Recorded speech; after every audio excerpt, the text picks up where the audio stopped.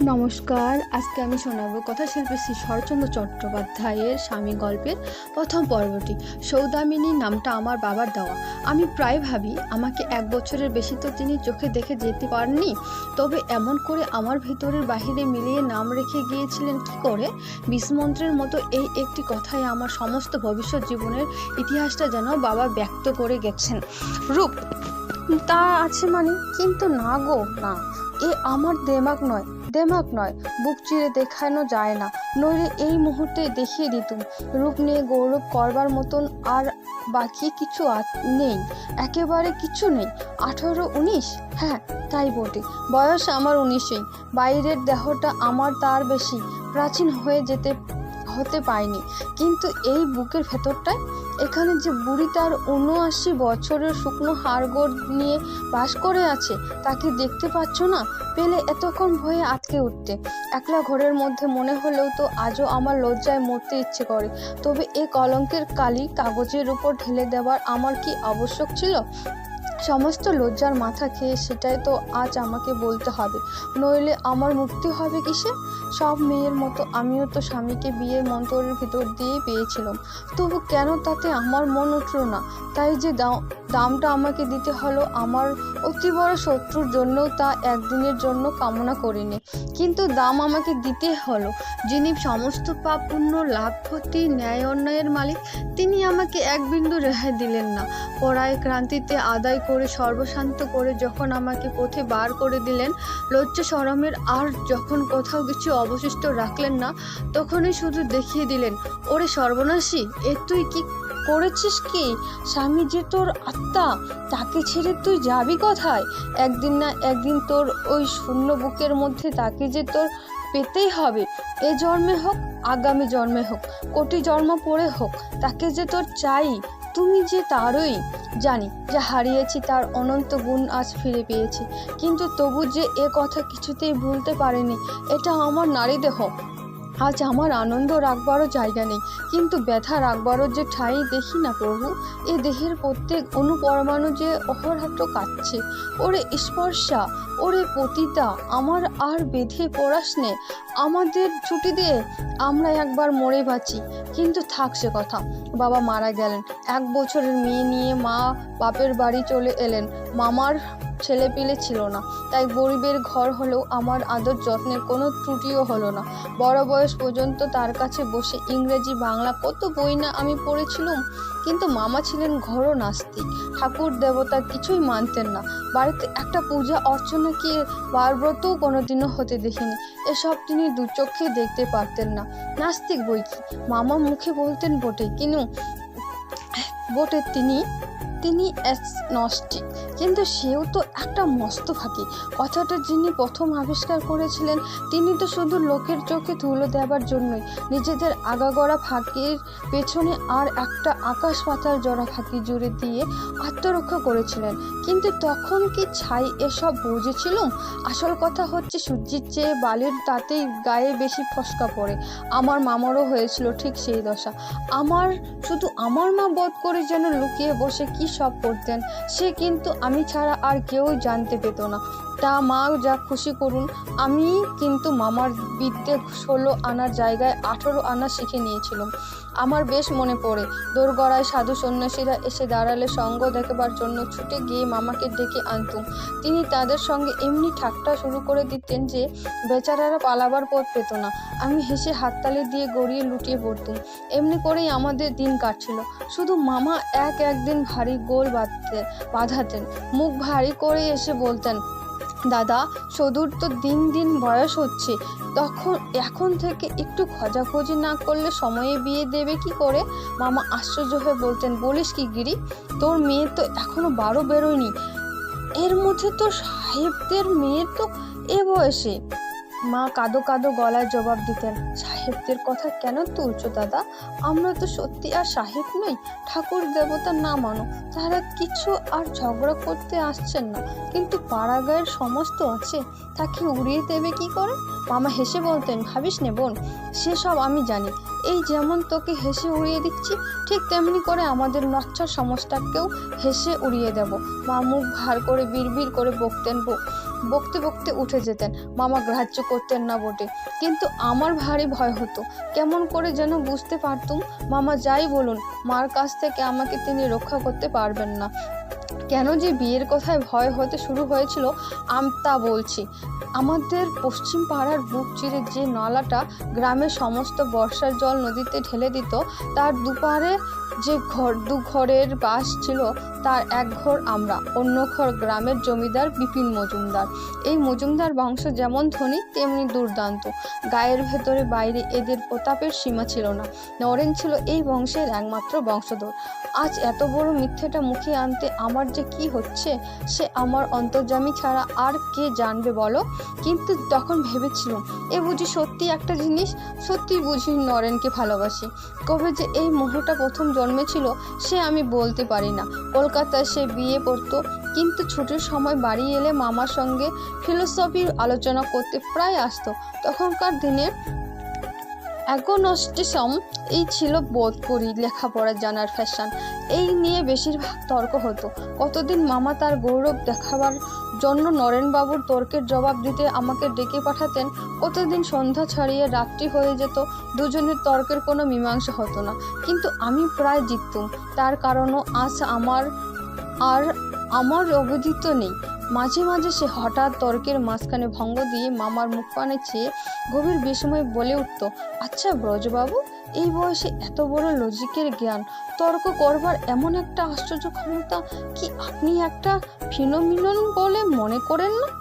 আমি গর্বে সৌভাগ্যে ঘাড় হ্যাট করতুম।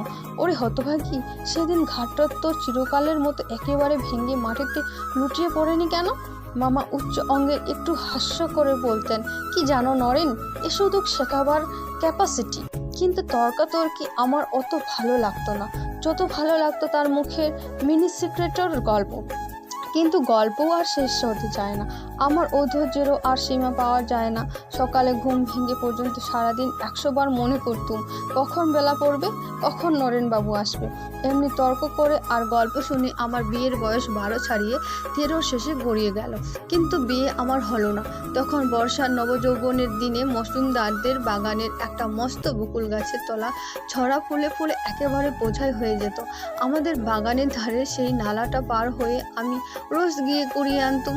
সেদিন বিকালেও মাথার উপর গাঢ় মেঘ উপেক্ষা করে দ্রুত পদে যাচ্ছি। মা দেখতে পেয়ে বলেন, ওলো, ছুটে তো যাচ্ছিস, জল যে এলো বলে। আমি বললুম, জল এখন আসবে না মা, ছুটে গিয়ে দুটো কুড়িয়ে আনি। মা বললেন, 15 মিনিটের মধ্যে বৃষ্টি নামবে শুধু। কথা শোন, যাস নে, এই অবেলায় ভিজে গেলে ওই চুলের বোঝা শুকোবে না, তা বলে দিচ্ছি। আমি বললাম, তোমার দুটি পায়ে পড়ি মা, যাই। বৃষ্টি এসে পড়লে মালিদের ওই চালটার মধ্যে গিয়ে দাঁড়াবো। বলতে বলতে ছুটে পালিয়ে গেলুম। মায়ের আমি একটি মেয়ে, দুঃখ দিতে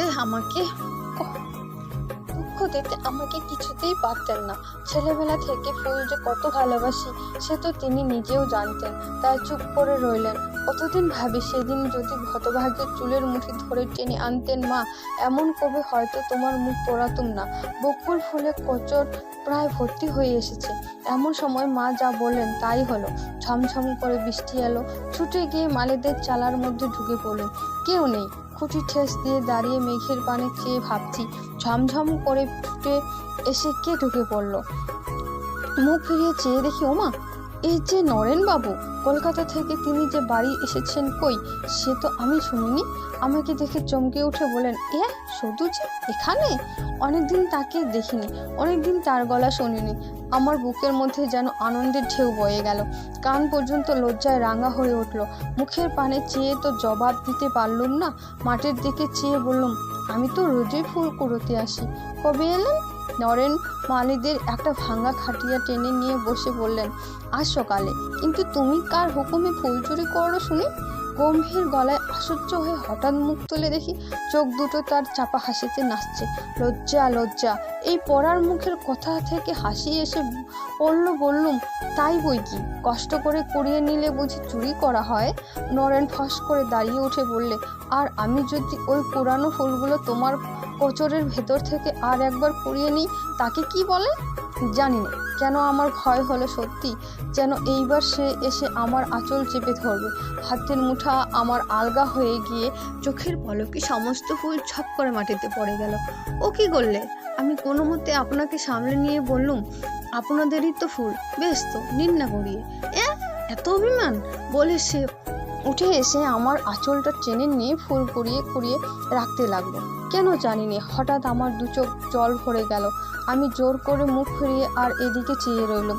সমস্ত ফুলগুলি কুড়িয়ে আমার আঁচলে একটা গেরো দিয়ে নরেন তার জায়গায় ফিরে গেল। খানিকক্ষণ আমার পানে চুপ করে চেয়ে থেকে বললে, যে ঠাট্টা বুঝতে পারেন না, এত অল্পে রাগ করে তার ফিলোসফি পড়া কেন? আমি কালই গিয়ে ব্রজবাবুকে বলে দেব, তিনি আর যেন পণ্ডশ্রম না করেন। আমি আগেই চোখ মুছে ফেলেছিলাম। বললুম, কে রাগ করেছে? যে ফুল ফেলে দিলে? ফুল তো আপনি পড়ে গেল, মুখখানাও বুঝি আপনি ফিরে আছে। আমি তো মেঘ দেখছি, মেঘ বুঝি এদিকে ফিরে যায়, দেখা যায় না? কই যায়? বলে আমি ভুলে হঠাৎ মুখ ফেরাতেই দুজনার চোখাচোখি হয়ে গেল। নরেন ফিক করে হেসে বললে, একখানা আরশি থাকলে যায় কি না দেখিয়ে দিতুম। নিজের মুখ চোখে একসঙ্গে মেঘ বিদ্যুৎ দেখতে পেতে কষ্ট করে আকাশ খুঁজতে হতো না। আমি তখন চোখ ফিরিয়ে নিলাম। রূপের প্রশংসা আমি ঢের শুনেছি, কিন্তু নরেনের চাপা হাসি, চাপা ইঙ্গিত সেদিন আমার বুকের মধ্যে ঢুকে আমার হৃৎপিণ্ডটাকে যেন সজোরে দুলিয়ে দিলে। এই তো সেই 5 বছর আগের কথা, কিন্তু আজ মনে হয় সেই সৌদামিনী বুঝি বা আর কেউ ছিল। নরেন বললে, মেঘ না কাটলে ব্রজবাবুকে বলে দেব, লেখাপড়া শেখানো মিছে, তিনি আর যেন কষ্ট না করেন। আমি বললাম, বেশ তো, ভালোই তো, আমি ওসব পড়তেও যাইনি, বরং গল্পের বই পড়তেই আমার ঢের ভালো লাগে। নরেন হাততালি দিয়ে বলে উঠল, দাঁড়াও, বলে দিচ্ছি, আজকাল নভেল পড়া হচ্ছে বুঝি? আমি বললাম, গল্পের বই? তবে আপনি নিজে পড়েন কেন? নরেন বলে, সে শুধু তোমাকে বলবার জন্য, নইলে পড়তুম না। বৃষ্টির দিকে চেয়ে বললে, আচ্ছা, এ জল যদি আজ না থামে কি করবে? বললুম, ভিজে ভিজে চলে যাব। আচ্ছা, এ যদি আমাদের পাহাড়ে বৃষ্টি হতো তাহলে? গল্প জিনিসটা চিরদিন কি ভালোই বাসি? একটুখানি গন্ধ পাবা মাত্র আমার চোখের দৃষ্টি এক মুহূর্তে আকাশ থেকে নরেনের মুখের উপর নেমে এলো। জিজ্ঞেস করে ফেললুম, সে দেশের বৃষ্টির মধ্যে বুঝি বেরোনো যায় না? নরেন বলে, একেবারে না, গায়ে তীরের মতো বেঁধে। আচ্ছা, তুমি সে বৃষ্টি দেখেছ? পড়া মুখ দিয়ে তুমি বার হয়ে গেলে, ভাবি জিভটা সঙ্গে সঙ্গে যদি মুখ থেকে খসে পড়ে যেত। সে বললে, এরপর যদি একজন আপনি বলে ডাকে, সে আর একজনের মরা মুখ দেখবে কেন? দিব্যি দিলেন? আমি তো কিছুতেই তুমি বলবো না। বেশ, তাহলে মরা মুখ দেখো। দিব্যি কিছুই না, আমি মানিনি। কেন মানো না? একবার আপনি বলে প্রমাণ করে দাও। মনে মনে রাগ করে বললুম, পোড়ামুখী, নিচে তো তেজ রইল কোথায়? মুখ দিয়ে তো কিছুতেই বার করতে পারলি নে। কিন্তু দুর্গতির যদি এখানে সেদিন শেষ হতো, ক্রমে আকাশের জল থামল বটে, কিন্তু পৃথিবীর জলে সমস্ত দুনিয়াটা যেন ঘুলিয়ে একাকার করে দিলে। সন্ধ্যা হয় হয়, ফুলকটি আঁচলে বাঁধা কাদা ভরা বাগানের পথে বেরিয়ে পড়লুম। নরেন বললে, চলো, তোমাকে পৌঁছে দিই। আমি বললুম, না, মনে মনে যেন বলে দিলে সেটা ভালো না, কিন্তু অদৃষ্টকে ডিঙিয়ে যাবো কি করে? বাগানের ধারে এসে ভয়ে হতবুদ্ধি হয়ে গেলুম। সমস্ত নালাটা জলে পরিপূর্ণ, পার হয়ে কি করে? নরেন সঙ্গে আসেনি, কিন্তু সেখানে দাঁড়িয়ে দেখছিল। আমাকে চুপ করে দাঁড়াতে দেখে অবস্থাটা বুঝে নিতে তার দেরি হলো না। কাছে এসে বললে, এখন উপায়? আমি কাঁদো কাঁদো হয়ে বললুম, নালায় ডুবে মরি, সেও আমার ভালো, কিন্তু একলা অত দূর সদর রাস্তা ঘুরে আমি কিছুতেই যাব না। মা দেখলে। কথাটা আমি শেষ করতেই পারলাম না। নরেন হেসে বললে, তার আর কি, চলো, তোমাকে সেই পিটুলি গাছের উপর দিয়ে পার করে দিই। তাই তো বটে। আহ্লাদে মনে মনে নেচে উঠলুম। এতক্ষণ আমার মনে পড়েনি যে খানিকটা দূরে একটা পিটুলি গাছ বহুকাল থেকে ঝড়ে উপরে নালার উপর ব্রিজের মতো পড়ে আছে। ছেলেবেলায় আমি নিজেই তার উপর দিয়ে এপার ওপার হয়েছি। খুশি হয়ে বললুম, তাই চলো। নরেন তার যে খুশি হয়ে বললে, কেমন মিষ্টি শোনালে বলো তো? বললুম, যাও। সে বললেন, নির্বিঘ্নে পার না করে দিয়ে কি আর যেতে পারি? বললুম, তুমি কি আমার পাড়ের কান্নারি নাকি? আমি আজও ভেবে পাইনি এ কথা কি করেই বা মনে এলো এবং কেমন করেই বা মুখ দিয়ে বার করলুম। কিন্তু সে যখন আমার মুখ পানে চেয়ে একটু হেসে বললে, দেখি, তাই যদি হতে পারি। আমি ঘেন্নায় কান্নায় যেন মরে গেলাম। সেখানে এসে দেখি মার পার হওয়ার সোজা নয়, এখানে তো স্থানটা গাছের ছায়া অন্ধকার, তাতে পিটুলি গাছটার জলে ভিজে ভিজে যেমন পিছল তেমনি উঁচু নিচু হয়ে আছে, তলা দিয়ে সমস্ত বৃষ্টির জল হু হু শব্দে বয়ে যাচ্ছে। আমি একবার পা বাড়াই, একবার পা টেনে নিই। নরেন খানিকক্ষণ দেখে বললে, আমার হাত ধরে যেতে পারবে? বললুম পারবো, কিন্তু তার হাত ধরে এমনি কাণ্ড করলুম যে সে কোনো মতে টাল সামলাতে এদিক লাফিয়ে পড়ে আত্মরক্ষা করলে। কয়েক মুহূর্ত সে চুপ করে আমার মুখ পানে চেয়ে রইল, তারপরে তার চোখ দুটো যেন ঝকঝক করে উঠল। বললে, দেখবে একবার সত্যিকারের কাণ্ডারি হতে পারি কি না? আশ্চর্য হয়ে বললুম, কি করে?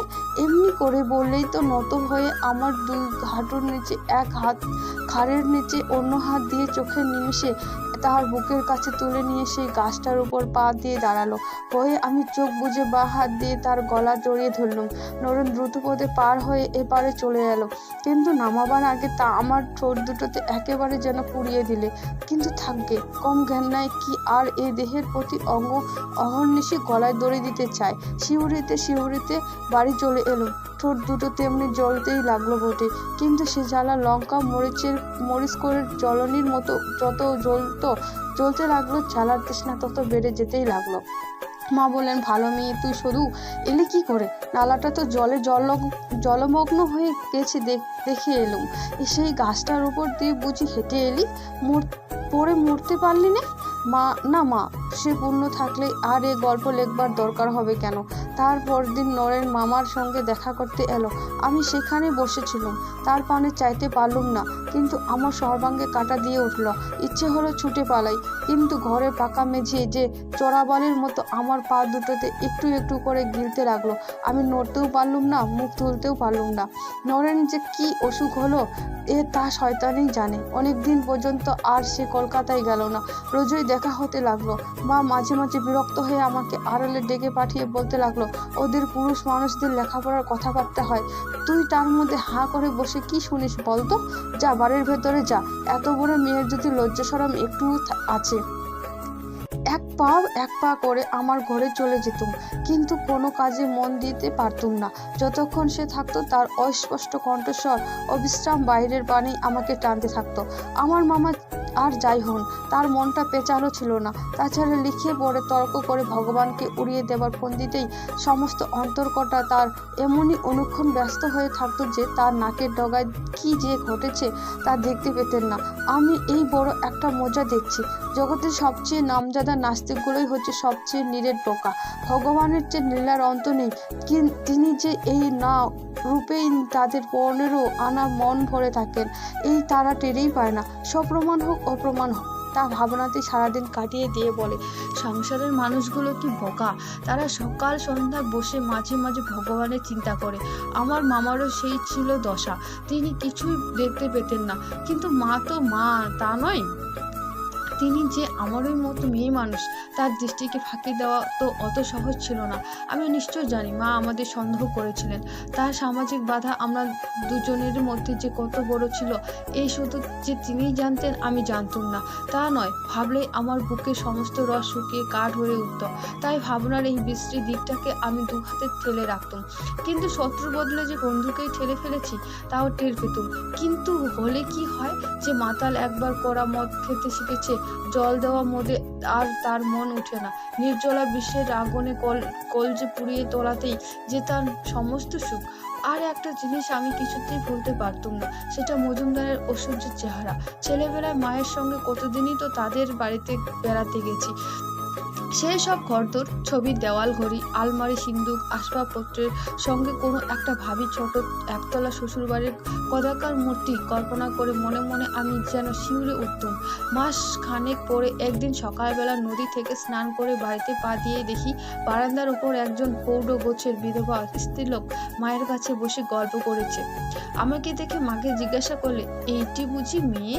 মা ঘাড় নেড়ে বললে, হ্যাঁ মা, এই আমার মেয়ে। বারন্ত গরম নইলে? স্ত্রীলোকটি হেসে বললে, তা হোক, ছেলেটির বয়সও প্রায় 30, দুজনের মানাবে ভালো। আর ওই শুনতেই দৌড়ে নইলে যে কার্তিক, আমি দ্রুতপদে ঘরে চলে গেলাম। বুঝলাম ইনি ঘটক ঠাকুরন আমার সম্বন্ধ এনেছেন। মা চেঁচিয়ে বলে, কাপড় ছেড়ে একবার এসে বসো মা। কাপড় ছাড়া চুলোই গেল। ভিজে কাপড়ের দৌড়ের আড়ালে দাঁড়িয়ে কান পেতে শুনতে লাগলো। বুকের কাঁপুনি যেন আর থামতে চায় না। শুনতে পেলুম চিতর গ্রামের কে একজন রাধা বিনোদ মুখুজ্জের ছেলে ঘনশ্যাম। বড় কপালে নাকি অনেক সুখ ছিল, দুঃখ ছিল। তাই আজ যে নাম জপের মন্ত্র, সে নাম শুনে যেদিন গা জ্বলে উঠে যাবে কেন? শুনলাম বাপ নেই, কিন্তু মা আছেন। ছোট দুটি ভাই, এক ভাইয়ের বিয়ে হয়েছে, একটি এখনো পড়ে। সংসার বড়রাই টানে। তাই এন্ট্রান্স পাস করে রোজগারের ধান্দায় পড়া ছাড়তে হয়েছে। ধান চাল তিসি পাট প্রভৃতি দালালি করে উপায় বন্ধ করেন না, তারই উপর সমস্ত নির্ভর। তাছাড়া ঘরে নারায়ণ শিলা আছেন, দুটো গরুও আছে, বিধবা বোন আছে, নেই কি? নেই শুধু সংসারের বড় বউ। 7 বছর আগে বিয়ের 1 মাসের মধ্যেই তিনি মারা যান। তারপর এতদিন বাদে এই চেষ্টা। 7 বছর। ঘটকিকে উদ্দেশ্য করে মনে মনে বললুম, পরামুখী, এতদিন কি তুই শুধু আমার মাথা খেতেই চোখ বুজে ঘুমোচ্ছিলিস? মায়ের ডাকাডাকিতে কাপড় ছেড়ে কাছে এসে বসলুম। সে আমাকে খুঁটিয়ে দেখে বললে, মেয়ে পছন্দ হয়েছে, এখন দিন স্থির করলেই হলো। মায়ের চোখ দুটিতে জল টলটল করতে লাগলো। বললেন, তোমার মুখে ফুলচন্দন পড়ুক মা, আর কি বলবো। মা শুনে বললে, এন্ট্রান্স তবে বলে পাঠা। এখন বছর 2 শুরুর কাছে ইংরেজি পড়ে যাক, তবে বিয়ের কথা কোয়া যাবে। মা বললেন, তোর পায়ে পড়ি দাদা, অমত করো না, এমন সুবিধে আর পাওয়া যাবে না, দিতে থুতে কিছু হবে না। মামা বললেন, তাহলে হাত পা বেঁধে গঙ্গার দিক দিয়ে যা, যে সেও 1 পয়সা চাইবে না। মা বললেন, 15ই পা দিলে যে? মামা বললেন, তা তো দেবেই, 15 বছর বেঁচে রয়েছে যে। মা রাগে দুঃখে কাঁদো কাঁদো হয়ে বললেন, তুই কি ওর তবে বিয়ে দিবে না দাদা? এরপরে একেবারে পাত্র জুটবে না। মামা বললেন, সে হয়তো আগে থেকে ওকে জলে ফেলে দিতে পারা যায় না। মা বললেন, ছেলেটি একবার নিজের চোখে দেখে এসো না দাদা, পছন্দ না হয় না দেবে। মামা বললেন, সে ভালো কথা, রবিবার যাব বলে চিঠি রেখে দিচ্ছি। ভাঙচির হয়ে কথাটা মা গোপনে রেখেছিলেন এবং মামাকেও সাবধান করে দিয়েছিলেন। তিনি জানতেন না এমন চোখ কানও ছিল যাকে কোনো সতর্কতা ফাঁকি দিতে পারে না। বাগানে 1 টুকরো শাকের ক্ষেত করেছিলাম। দিন 2 পরে দুপুরবেলা একটা ভাঙা খুন্তি নিয়ে তার ঘাস তুলছি। পায়ের শব্দে মুখ ফিরিয়ে দেখি নরেন। তার সে রকম মুখের চেহারা অনেকদিন পরে আর একবার দেখেছিলাম, সত্যি, কিন্তু আগে কখনো দেখিনি। বুকে এমন একটা ব্যথা বাজলো যা এখন কোনোদিনও পাইনি। সে বললে, আমাকে ছেড়ে কি সত্যিই চললে? কথাটা বুঝেও যেন বুঝতে পারলাম না। বলে ফেলুম, কোথায়? সে বললে, চিতর। স্পষ্ট হবা মাত্র লজ্জায় আমার মাথা হেট হয়ে গেল। কোনো উত্তর মুখে এলো না। সে পুনরায় বললে, তাই আমিও বিদায় নিতে এসেছি, বোধ হয় জন্মের মতোই, কিন্তু তার আগে দুটো কথা বলতে চাই, শুনবে? বলতে বলতে তার গলাটা যেন ধরে গেল। তবুও আমার মুখের কথা জোগালাম না, কিন্তু মুখে তুলে চাইল। এ কি দেখি, তার চোখ বয়ে ঝরঝর করে জল পড়ছে। ওরে পতিত, ওরে দুর্বল নারী, মানুষের চোখের জল সহ্য করবার ক্ষমতা ভগবান তাকে যখন একেবারে দেননি, তখন তোর আর সাধ্য কি ছিল? দেখতে দেখতে আমারও চোখের জলে বুক ভেসে গেছে। নরেন কাছে এসে কোচার খুঁট দিয়ে আমার চোখ মুছিয়ে দিয়ে হাত ধরে বললে, চলো ওই গাছটার তলায় গিয়ে বসি, কি এখানে কেউ দেখতে পাবে।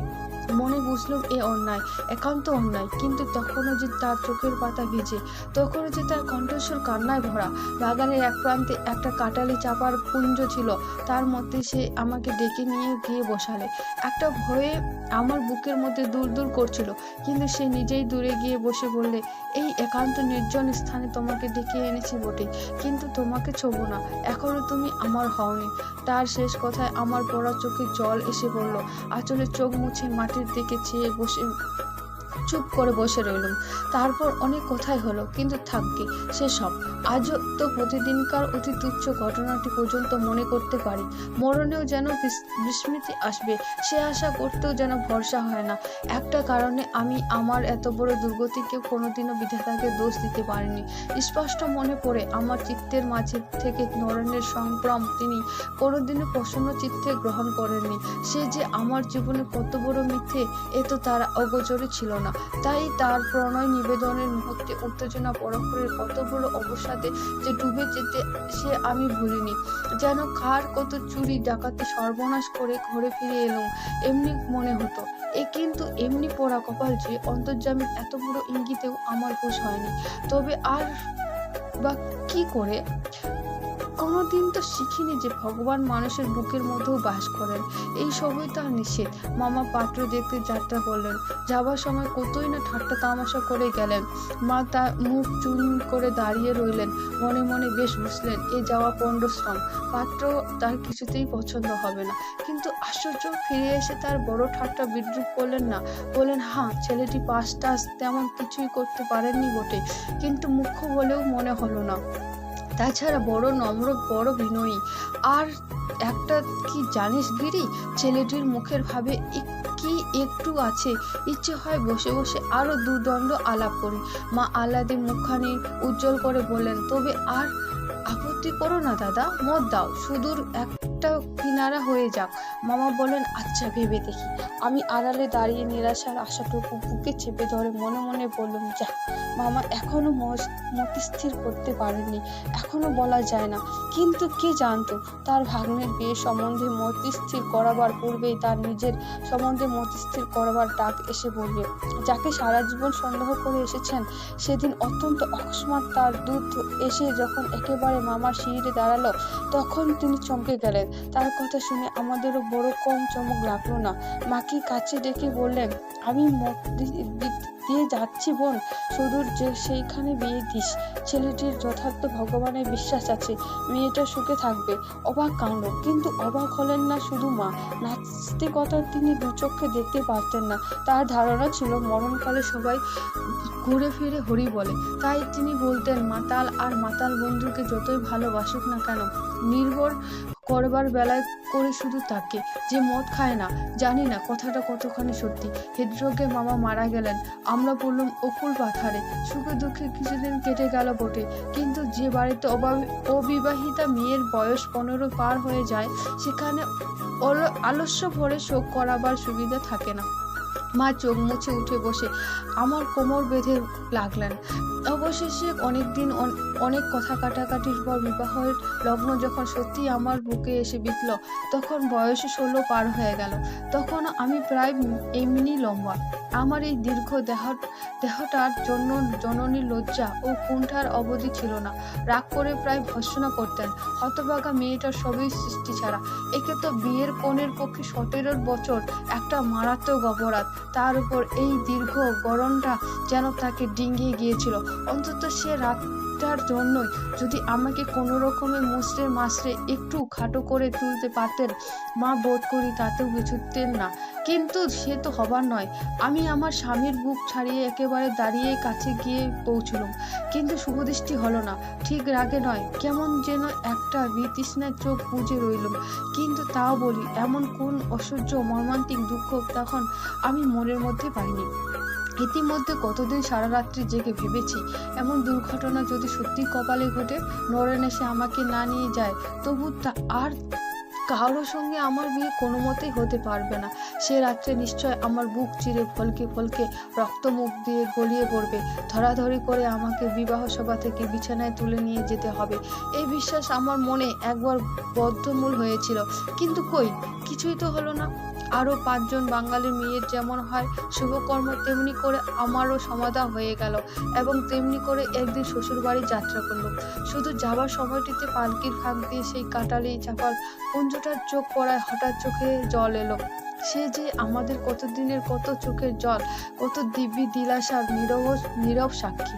আমার চিতর গ্রামে সম্বন্ধটা যেদিন পাকা হয়ে গেল, ওই গাছটার আড়ালে বসে অনেক অশ্রু বিনিময়ের পর স্থির হয়েছিল যে সে এসে একদিন আমাকে নিয়ে চলে যাবে। কিন্তু কেন, কোথায় প্রভৃতি বাহুল্য প্রশ্নের তখন আবশ্যক হয়নি। আর কিছু না, শুধু যাবার সময় একবার যদি দেখা হতো। কেন সে আমাকে আর চাইলে না? কেন আর একটা দিনও দেখা দিলে না? শুধু যদি খবরটা পেতুম। শ্বশুর বাড়ি গেলুম, বিয়ের বাকি অনুষ্ঠানও শেষ হয়ে গেল। অর্থাৎ আমি আমার স্বামীর ধর্মপত্নীর পদে এইবার পাকা বহে বসলুম। দেখলো স্বামীর প্রতি বিতৃষ্ণা শুধু একা আমার নয়, বাড়ি শুদ্ধ আমার দলের। শ্বশুর নেই, সৎ শাশুড়ি, তার নিজের ছেলে দুটি, একটি বউ এবং বিধবা মেয়েটি নিয়ে ব্যস্ত। একদিন নিরাপদে সংসার করেছিলেন। হঠাৎ একটি 17-18 বছরের মস্ত বউ দেখে তার সমস্ত মন সশস্ত্র জেগে উঠল। কিন্তু মনে বাঁচলুম বৌমা, তোমার হাতে সংসার ফেলে দিয়ে এখন দুদণ্ড ঠাকুরদের নাম করতে পাবো। ঘনশ্যাম আমার পেটের ছেলের চেয়েও বেশি, সে বেঁচে থাকলেই তবে তো বজায় থাকবে। এইটি বুঝে শুধু কাজ করো মা, আর কিছুই আমি চাইনি। তার কাজ তিনি করলেন, আমার কাজ আমি করলুম। বললুম আচ্ছা, কিন্তু সে ওই কুস্তিগিরের তাল ঠোকই মতো বেশ মারতে যে দুজনেই জানি, তার ইশারায় জানিয়ে দেওয়া। কিন্তু কত শীঘ্র মেয়ে মানুষকে চিনতে পারে, এ আশ্চর্য ব্যাপার। তাকে জানতে আমারও যেমন দেরি হলো না, আমাকেও দুদিনের মধ্যে চিনে নিয়ে তিনিও তেমনি আরামের নিঃশ্বাস ফেললেন। বেশ বুঝলেন, স্বামীর খাওয়া পড়া ওঠা বসা খরচপত্র নিয়ে দিবারাত্রি চক্র ধরে ফোঁস করে বেড়াবার মতো আমার উৎসাহ নেই, প্রভৃতিও নেই। মেয়ে মানুষের তিনি যত প্রকার দিব্যাস্ত্র আছে, আড়ি পাতাটা ব্রহ্মাস্ত্র। সুবিধা পেলে এতে মা, মেয়ে, শাশুড়ি, বউ, যা ননদ কেউ কাকে খাতির করে না।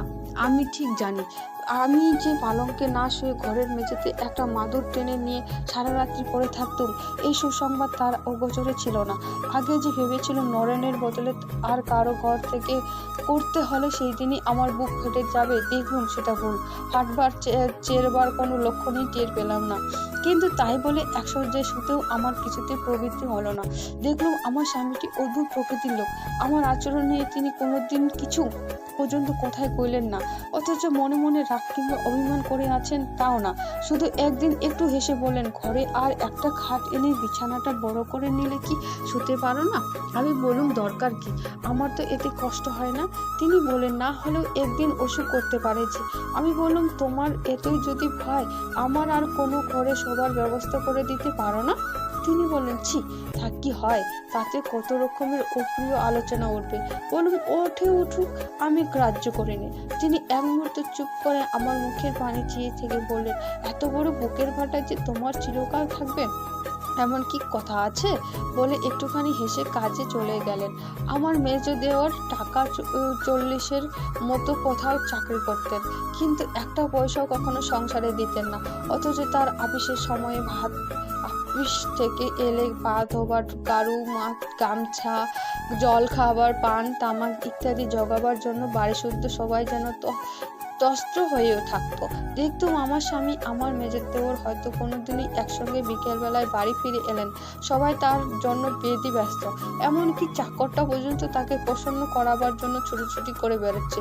তার একদিন দেরি কিংবা অসুবিধা হলে যেন পৃথিবীর রসাতলে যাবে। অথচ আমার স্বামীর দিকে কেউ চেয়েও দেখতো না। তিনি আধা ঘন্টা ধরে হয়তো এক ঘটি জলের জন্য দাঁড়িয়ে আছেন, কারো সেদিকে গ্রাহ্যই নেই। অথচ এদের খাওয়ার পড়া সুখ সুবিধের জন্যই তিনি দিবারাত্রি খেটে মরছেন। চ্যাকড়া গাড়ির ঘোড়াও মাঝে মাঝে বিদ্রোহ করে, কিন্তু তার যেন কিছুতেই শান্তি নেই, কোনো দুঃখ নেই, তাকে পীড়া দিতেও পারে না। এমন শান্ত, এত ধীর, এত বড় পরিশ্রমী এর আগে কখনো আমি চোখে দেখিনি। আর চোখেও দেখেছি বলেই লিখতে পারছি, নইলে শোনো কথা হলে বিশ্বাস করতেই পারতুম না সংসারে এমন ভালো মানুষও থাকতে পারে। মুখে হাসিটি লেগেই আছে, তবে সব তাতেই বলতেন, থাক, আমার এতেই হবে। স্বামীর প্রতি আমার মায়াই তো ছিল না, বরঞ্চ বিতৃষ্ণা ভাবেই ছিল। তবু এমন একটা নিরহ লোকের উপর বাড়িশুদ্ধ সকলের এত বড় অন্যায় অবহেলা, আমার গা যেন জ্বলে যেতে লাগলো। বাড়িতে গরুর দুধ বড় কম হতো না, কিন্তু তার পাতে কোনোদিনই বা একটু পড়তো না। হঠাৎ একদিন সইতে না পেরে বলে ফেলেছিলাম, আর কি, কিন্তু হঠাৎ পরক্ষণেই মনে হলো, ছি, কি নির্লজ্জই আমাকে তাহলে এরা মনে করতো। তাছাড়া এরা সব আপনার লোক হয়েও যদি দয়া মায়া না করে, আমারই বা এত মাথা ব্যথা কেন? আমি কোথাকার কে? পড়বই তো না। দিন 5-6 পরে একদিন সকালবেলা রান্নাঘরে বসে মেজো ঠাকুরপোর জন্য চাকর তৈরি করছি। স্বামীর কণ্ঠস্বর আমার কানে গেল। তার সকালেই তো কোথায় পার হবার দরকার ছিল, ফিরতে দেরি হবে। মাকে ডেকে বললেন, কিছু খেয়ে গেলে বড় ভালো হতো মা, খাবার টাবার কিছু আছে? মা বললেন, অবাক করলে ঘনশ্যাম, এত সকালে খাবার পাবো কোথায়? স্বামী বললেন, তবে থাক, ফিরে এসেই খাবো বলে চলে গেলেন। সেই দিন আমি কিছুতেই আপনাকে আর সামলাতে পারলুম না। আমি জানতুম ও ভাড়ার বসে তাদের বেয়াই বাড়ির পাওয়া সন্দেশ রসগোল্লা ভাড়ায় বিলিয়েছিল।